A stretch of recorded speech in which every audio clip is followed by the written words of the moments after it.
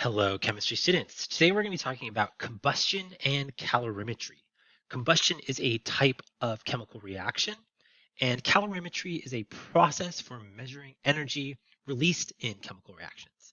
And you're going to see how these two ideas are going to tie together. So, a combustion reaction, you might have heard of this before. This is when you burn something. Um, and chemically, what is happening is usually a fuel with some sort of hydrocarbon with the formula of CXHY, some number of carbons and hydrogens react with atmospheric oxygen, so O2 in the air, to produce carbon dioxide and water vapor. And this generates a lot of light and heat, which we usually refer to as fire. And how this looks is, say we have propane, C3H8. This is the type of fuel that is in like a gas barbecue.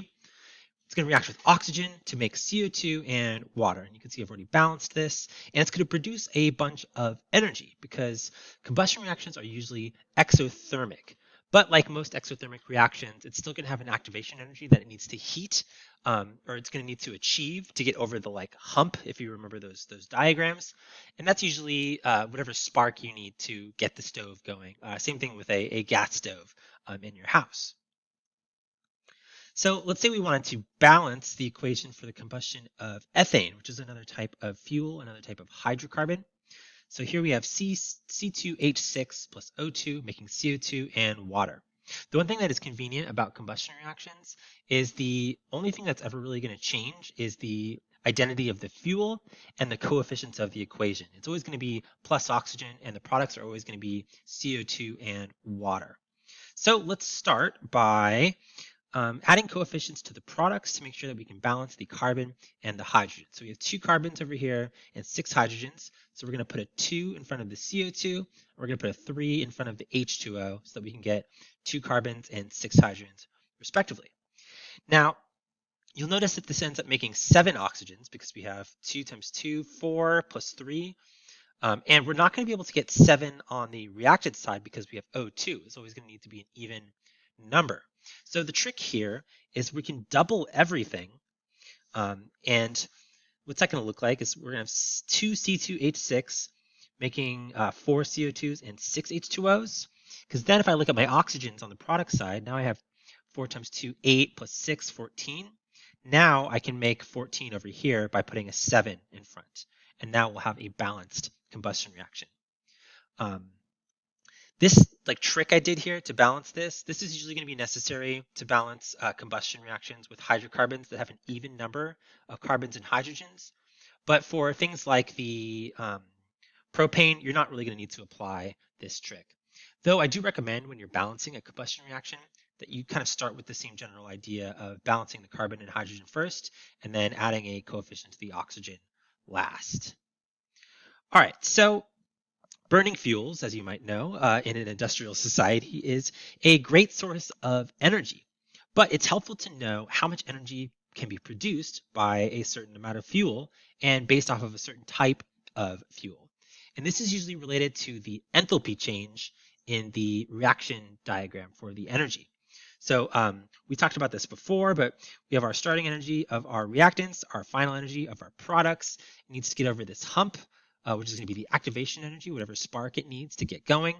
And the overall change between the reactant state and the product state, which we call delta H, is called the enthalpy change. And we can calculate the enthalpy of combustion for various fuels to compare how much energy they produce per amount of substance. So a good way to do this is by studying it in something called a calorimeter, which is a scientific instrument that uses water to absorb energy from a reaction. So in this case, the reaction is going to be our system, and the water around it is going to be the surroundings. And the reaction is going to occur in some sort of closed container. It's going to produce a bunch of energy, and that energy is going to go into its surrounding. It's going to go into the water. And then if we have a thermometer, we can measure the temperature change of the water. And using this, we can calculate how much energy was transferred from the reaction to the water by way of the temperature change.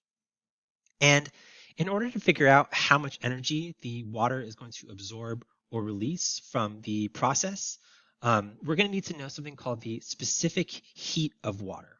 The specific heat is a constant value that is associated with different materials that defines how much energy it takes to heat 1 gram of that substance by 1 degree Celsius. And in this case, since we're talking about water, the specific heat associated with water is 4.18 joules per gram per degree Celsius.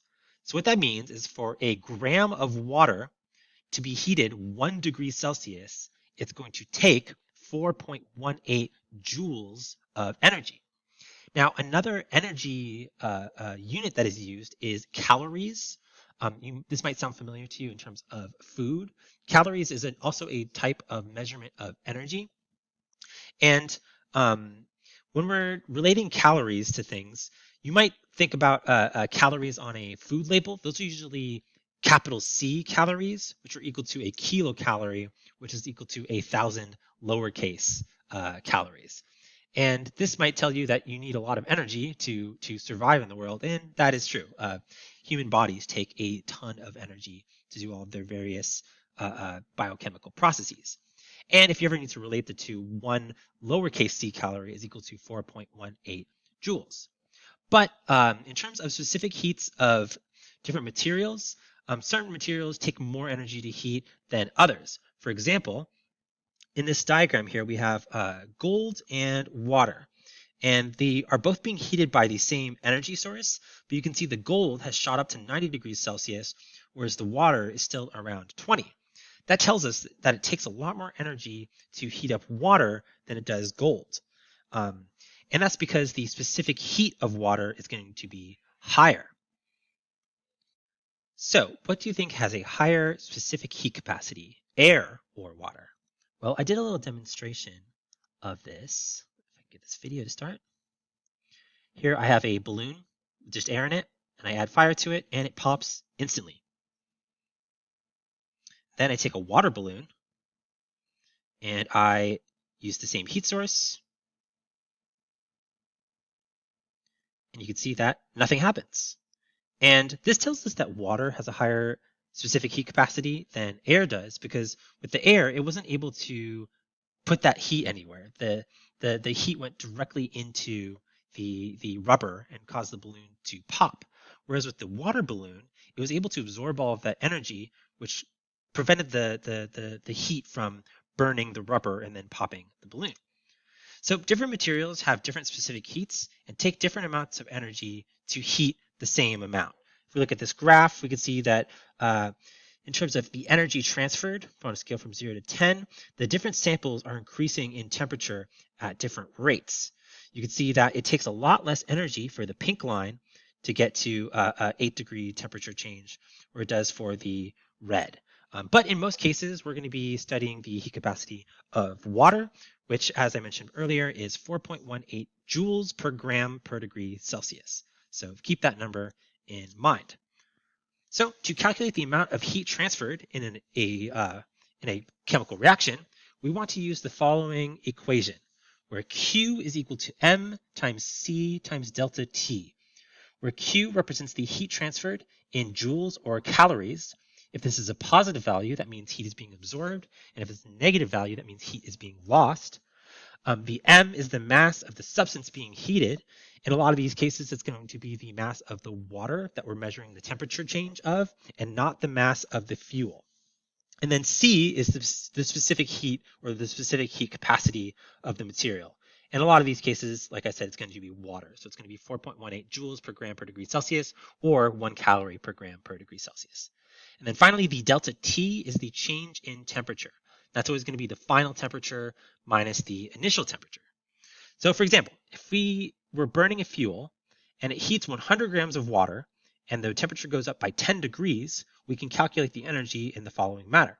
We have 100 grams of water, which is our M, times 4.18 joules per gram per degree Celsius, which is our specific heat of water, and then times 10, which is the change in the water temperature. And we end up with 4,180 joules. And if we were to convert that into kilojoules, we would just divide it by 1,000, which would be 4.180 kilojoules. So let's do a practice. How much energy in kilojoules is required to heat 45 grams of water from 20 degrees Celsius to 70 degrees Celsius? And is this an exothermic or endothermic process? So we're going to apply our Q equals mc delta T equation. We don't know Q because we're trying to solve for how much energy is required. We know the mass of the water that's being heated, which is 45, and we know it goes from 20 degrees to 70 degrees. So delta T is going to be 70, the final temperature, minus 20, which is the initial temperature, and the total temperature change is going to be 50 degrees Celsius. So we can multiply all these together. The m times the c times the delta T, 45 times 4.18 times 50, we're going to end up with 9,405 joules, which when we convert to kilojoules and go down to 3 sig figs will be 9.41 kilojoules. Now, it also asks us, is this exothermic or endothermic? And like we mentioned before, that depends on if we're looking at or what we're defining as the system or the surroundings. If we're thinking about the chemical reaction that's producing the energy being the system, that's going to be the exothermic part of it. But the water absorbing that energy is going to be the endothermic part of it because it's taking in energy for the temperature to go up. Now, let's relate this back to the idea of enthalpy. There's something called the molar heat of combustion of a substance, sometimes called the molar enthalpy. And that is how much energy is released or absorbed by a substance in a chemical reaction per moles of the substance that is reacting. In this case, since we're looking at combustion, it's going to be moles of fuel burned. So for example, say I had 0.16 grams of methane, and they're being burned to cause 100 grams of water to rise 21.3 degrees Celsius. The energy transferred here we can calculate using the method before, and we end up with 8.9 kilojoules. And I want to know how much energy is released per mole of methane. In that case, I'm going to need to take my 0.16 grams of methane and turn it into moles, so divide it by the molar mass, and I end up with 0.01 moles of methane. So the molar heat of combustion, or the enthalpy of combustion, is going to be in units of kilojoules per mole. So I'm going to take the kilojoules from the first part of the problem and divide it by the moles in the second part of the problem to then get a ratio of how much energy per amount of substance being burned, which in this case is going to be 890 kilojoules per mole. All right, so now here's a practice problem that's going to be associated with your homework, so make sure you take notes here. So say we have 9 grams of charcoal, which is pure carbon, and it's being consumed in a calorimeter, and the calorimeter is full of 2 kilograms of water, which is going to absorb all the heat released by the charcoal, and then the temperature of the water goes from 20.25 degrees Celsius to 56.04 degrees Celsius. And we want to know, what is the molar enthalpy of carbon in kilojoules per mole? So we're going to use our equation. I plug in 2,000 grams, which is equal to 2 kilograms. Remember, a kilogram is 1,000 grams. So it's going to be the mass of the substance being heated. And also do note that I'm not using the 9 grams of charcoal. The mass in the equation is always the mass of the substance being heated, not the substance being burned. So we have 2,000 grams times 4.18 joules per gram per degree Celsius, and then times the temperature change, which would be 56.04 minus 20.25, which is 35.79 degrees Celsius. And that gives us overall 299,294 joules, which is equal to 290.2 kilojoules. And if I want to get the molar enthalpy of carbon in kilojoules per mole, I want to know how many moles of the carbon are being burned. And that's where the 9 grams comes into play. So I'm going to divide 9 by the molar mass of carbon. That gives me 0.75 moles of carbon. And then I can just make a ratio to solve for the delta H, the molar enthalpy. So that'll be 299.2 kilojoules per 0.75 moles, which overall is 399 kilojoules per mole. All right, let's do one more practice here. So say the molar heat of combustion of propane is 2,220 kilojoules per mole. And I want to know how many grams of propane are needed to heat 200 grams of water from 25 degrees Celsius to 100 degrees Celsius. So basically bringing room temperature water to its boiling point. Now this problem is going to be a little bit different. We're going to be doing it sort of in reverse. With still 200 grams of water being heated as our mass here, and then times 4.18 joules per gram per degree Celsius, the specific heat of water. And then since it's going from 25 to 100, we do 100 minus 25 to get a temperature change of 75 degrees Celsius, which ends up giving us an overall energy transfer of 62.7 kilojoules. Now, I want to figure out the grams of propane, which I don't have a direct relationship to grams with the information given. But I do know that there's 2,220 kilojoules per every mole of propane. So if I can use the kilojoules in that ratio, I can solve for how many moles of propane were being burned. So I take my 62.7 kilojoules from my other equation.